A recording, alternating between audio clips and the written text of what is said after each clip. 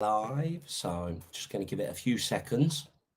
So we've got a eye icon, so hopefully the numbers go up and we are working.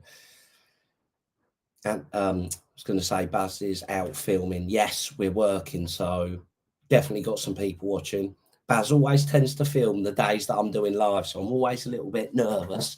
But if anyone can comment, say they can hear me and see me, and then we can get started with our April giveaway. So just wait a little minute. A bit of my juice, being a good boy. So yeah, if anyone can comment, that would be brilliant. So yes, Jason May's put all good. Joe's watching upside down face. So what I want to do before we actually do our giveaway, I've been noticing a few people comments coming up as such saying I can't tie a 2-inch hook length. We was coaching at Munkle and then I was coaching at Tunnel, and that was the common problem. So I thought before we do our giveaway, I'm just going to give you a few tips on how to tie a 2-inch hook length. So starting off with, these were me original Guru boxes, the original orange ones. I've still got a few. Now you might be able to see when I done my 2-inch hook length. So at the top, it's hard to see it, but at the top there's my 3-inch hook lengths, and then 4, and then down there that's my 5-inch hook lengths. Now originally when I done my 2-inch hook lengths, I used these top pins, and what I didn't realize, to be honest, I just naturally assumed that from there that's 3-inch, that's going to be 4-inch, 5 and 6. So the distance between that pin and this pin is going to be 2 inches. That's what I thought. Now when you actually measure it, you've got the width of the pin, so it's just over 2 inches long. Now that when you tie in such a short hook length, it makes a massive difference. So when I measure it, I'm going to try my best. It's so awkward to do it backwards. So I've got my long ruler here. It's actually easier upside down, but I'm going to try my best to show you. So from there to there, can you see it's just over 2 inches long? It's basically a peg difference in the width. So from that peg, the start of that peg to the start of the end peg is exactly 2 inches. So when I got me new hook length boxes and I measured them out, so these are my new ones here, you'll be able to see that they come with orange pins to be able to put your loops on. But if you can see the top one there, that's actually a grey one, and you can buy these separate. And when I got my new boxes, I thought that they're brilliant because, you know, so many more hooks in it. And we all know what I'm like, a big fan of having plenty of hooks tied, especially when I'm on 2-week back-to-back festivals. I don't always get a chance with doing our match reports to make sure, you know, that I've got loads of hooks tied. So I always like having plenty tied. But when I come from the original old orange hook boxes to my new one, and I thought, wow, when I put the orange pin in it, it's exactly 2 inch and I've got a lot of hooks. I'm not going to sit there and retie them all. So what I found was by getting the grey pin and actually putting it in, it's exactly just over, you know, 2 inches, which measures up or married up really lovely to me original hook boxes. So that's one thing that I wanted to touch on because they are just over 2 inches. They're 5.5 centimeters, I think, if you want to be really, you know, specific. But instead of them being sort of, what would it be? It'd be 5 centimeters, I'm guessing. So yeah, 5 centimeters. That extra half a centimeter makes it a hell of a lot easier to tie. So using the original boxes, I'm not too sure about these stealth ones, to be honest, but the original orange boxes from there to there is just over 2 inch. But if you're going to use, and these are the ones that I'd suggest now, to be honest, the bigger hook length boxes, get some of those grey pins. So now what I'm going to do is I'm going to tilt you down and explain to you how I do my loop. So I'm going to try our best. So if I tilt you down, what I do with these ones here is I actually use my original box and go off those 2 pins. Just makes it a lot easier to tie. So I'm going to pop this one out of the way. Just look at the thing so I can show you. So actually, before we go to doing our loops, let me just tilt you back up a second. Get to see plenty of my ugly mug today. when I'm tying my hooks, you see there's a little bit of foam. And I actually got this from, where did I get it from now? When I was decorating, back in my decorating days. I'm sure they use it. Basically, they butt it up against the wall when they're screeding the floor to allow a movement gap. And it comes on a big roll. But if you just get a bit of foam, you don't have to have a bit of foam. You can use your table. And you'll be able to see there, I've actually, if I stop shaking, I've actually hooked my hooks up. And I do that for good reason. One, it's a hell of a lot quicker when you sat there just tying your hooks, hook them on your foam.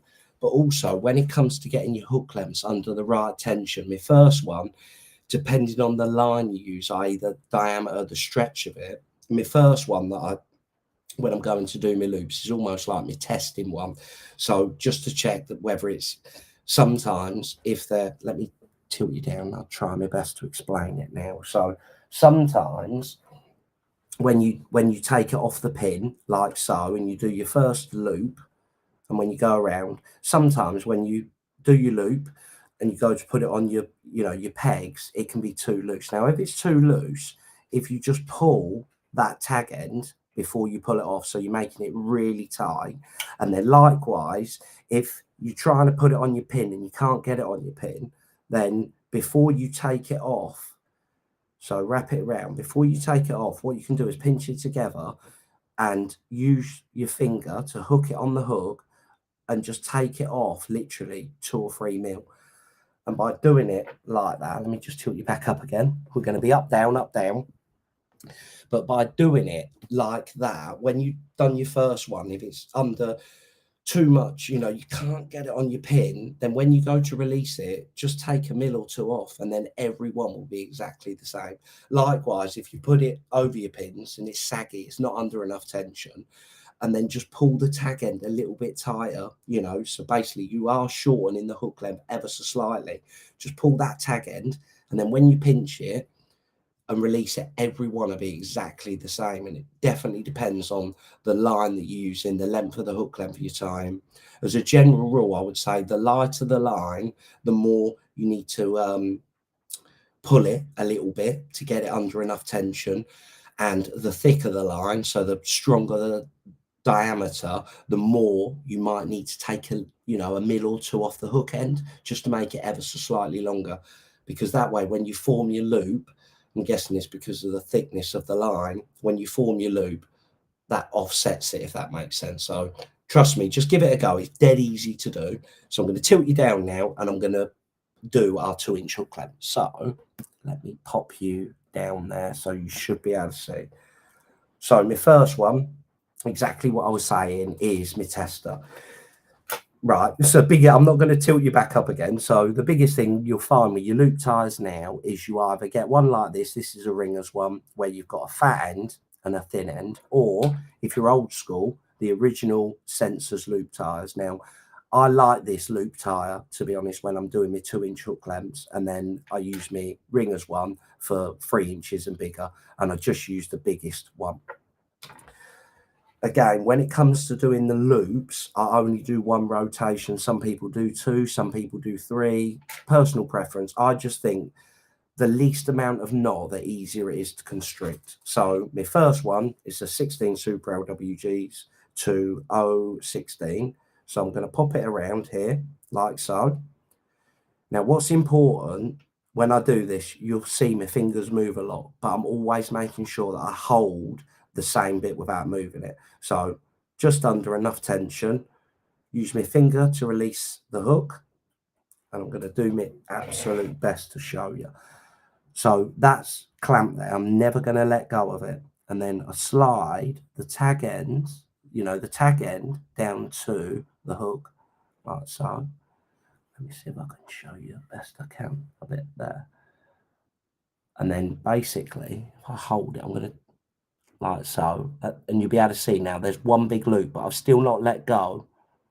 And then I pinch, so I've got one big loop there. It's probably easier in front of my jumper. So let me tilt you up a little bit now. So there is probably easier in front of my jumper actually. And then by holding the line and the hook, so I'm just holding the hook and the tag end. Now by moving it, creating a nice one loop like so, in front of my jumper. I'll try and do it best I can in front of my jumper. And then outside, inside. So the double bit of loop, round the outside, twist it once, and then slide that over the inside and use my hand to hold it in place. So that way when I slide it, it doesn't come off, and then twist it round like so. It's really awkward when you do when you've done something without even thinking about it. It's really hard to explain. So now let's tighten it down. And then I'm going to trim the tag end off like so. And then now going over to me big grey box. Let me see if I can slide it. Can you see? No, we'll tilt you down a little bit. So here, that now should go over, and it's just under the right amount of tension. So by putting my nail here, I can literally just lean forward and pop it over that pin. It's not under too much tension that it's really difficult, but likewise it's not saggy, you can see. And then I just slide it down like so. And then now is the case, oh, I just kicked you, but now is the case of just keep doing it. So with that hook length box in front of me, and then my 2-inch one. So over the orange pins, remembering the same amount of tension, leaning forward, and then I just speed it up a little bit now, just so you can see me do it a couple of times. Outside, twist it round once,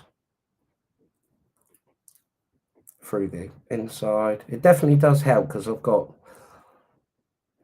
little tiny hands. Again, cut that tag end off. You can see by doing it like this, once you've sat there and tied all your hooks, they'll all be under the same amount of tension now.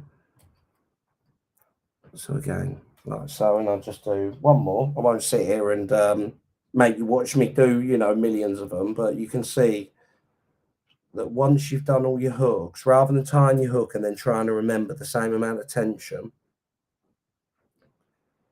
by sitting there and tying all your hooks and then doing all your loops separately, you just start rattling them off. So it does take a little bit of practice, but I've always thought to myself, it's not that hard to tie a 2-inch hook length. The reality is mine are just over 2 inches, and that probably makes a massive difference.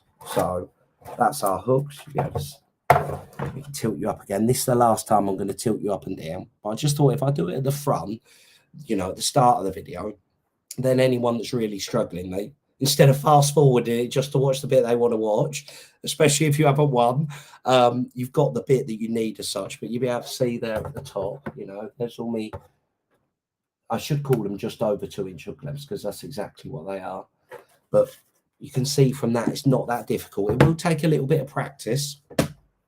But yeah, I just thought I'd touch on that because a lot of people say they're struggling. How do you do it? And it's like, well, it's not that hard. So I thought if I do this, it's definitely coming up to that time of year now where you're going to start wanting a few 2-inch hook lengths. For anything less than 12 inches deep, I think when you're fishing shallow and when you're fishing in the edge, that's all in proportion to, you know, the depth you're fishing as such. So I'll pop these down, get our prizes up, and then we can start our April giveaway. So we've got our ground bait. So I'll do our Blake's ones first, and then we can move on to our Guru prizes. And then we're cooking on gas. So I'll pop our ruler out of the way. So welcome to our April giveaway. Joe's kindly done them all, so fingers crossed you're a winner. So before we give away our Blake's ground bait, massive thanks to Pete, Tim, Garth, the boys at Blake's for their continued support. Really means a lot.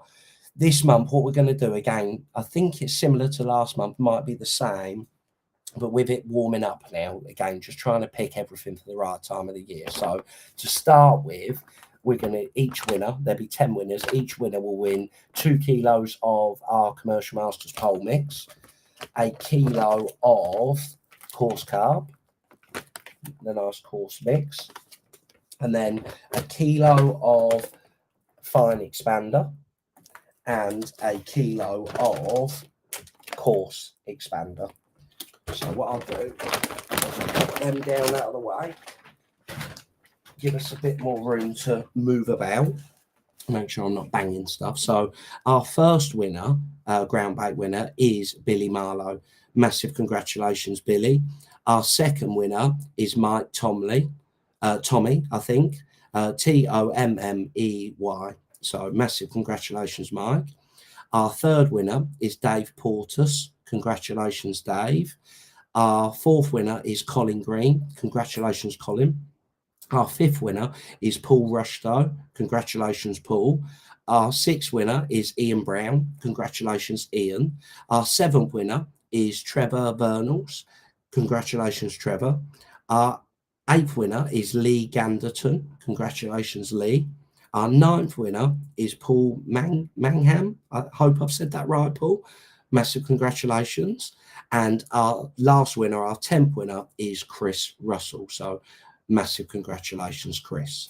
So before we give our Guru prizes away, seen a few comments pop up, so I'll answer them. And then we go on to our Guru prize winners. So let me just scroll up. Let me see if I can get this right. So one's from Jason May saying, all good, mate. One's from the better half. So that's good that we're working. Our next one's from Rod. Can see and hear fine. That's brilliant. Lee Wilson, all good here.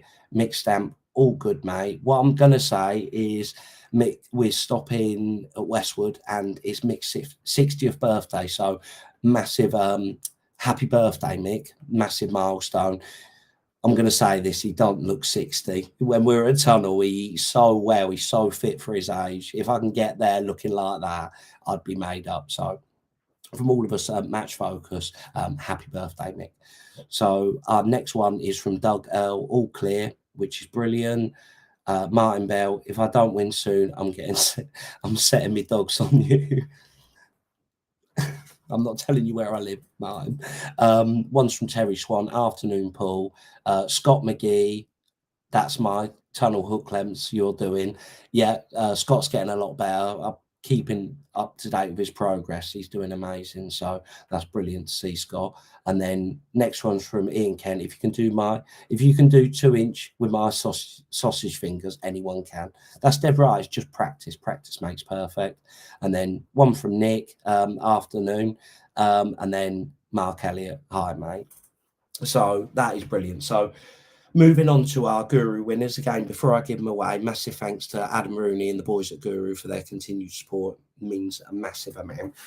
So what we're going to do is our 3 tackle bundle winners and then our main prize winner. So our tackle bundle winners are going to win a nice little rig case to be able to tie your 2-inch hook clamps up. And then moving on to Hookwise, so each winner will win a stealth rig case, 5 packets of 18 Super LWG spades, 5 packets of size 16 Super LWG spades, and 5 packets of size 14 Super LWG spades. If I can get them all nicely in order like that, spot on. So our first winner is Andrew Walker. Congratulations, Andrew. Our second winner is Stephen Monaghan. Again, Stephen, I hope I've said that correctly. And our third winner is Gary Hearn. Congratulations, Gary. And then moving on to our main prize, I'll just scoot back a little bit. I know I say this every month, but I always try and give this away. I think it's a brilliant, brilliant bit of kit. It's one of them things that over the course of time as such, one thing, to be honest, I wouldn't be able to live without now, which is our Fusion Base Mark II carryall. That top bit spot on for all your hooks, plenty of hooks, all your little bits and pieces, and then the bottom bit for all your metal work. It's lovely that they're separate, to be honest, because a lot of the time your metal work gets wet and that sort of stayed damp. But it's absolutely brilliant. So our main prize winner is Sam Parker. Massive congratulations, Sam. So you will all receive an email from Joe. I think it's matchfocus.co.uk. I think I could be wrong. I probably am wrong, but you will all receive an email from Joe. And then later on in the week, she'll post up a list of the winners. So massive congratulations if you won. I'm really sorry if you haven't won. But as the months go by, you got a better and better chance. So Mark Elliott's put well done, and Martin Nell's put dogs on their way. The one good thing is a long, long way from where Martin lives, so I've got a couple of days before they get here. But hopefully you've enjoyed our giveaway. Hopefully there's a few little tips there when you're tying your 2-inch hook lengths. Again, if there's anything you're really struggling with and it's bothering you, just send me a message and I'll always do my best to help out. So that is April's giveaway. I hope you have had a lovely month. I hope you have a lovely month, a lovely May. Fingers crossed now. It's getting to the time where it should be warming up. It should be spray and pray central. But I hope you have a lovely month, and I will catch up with you on our videos as we're going along and on our next giveaway at the end of May. So enjoy the rest of your evening, and I will catch up with you all soon. Cheers for watching.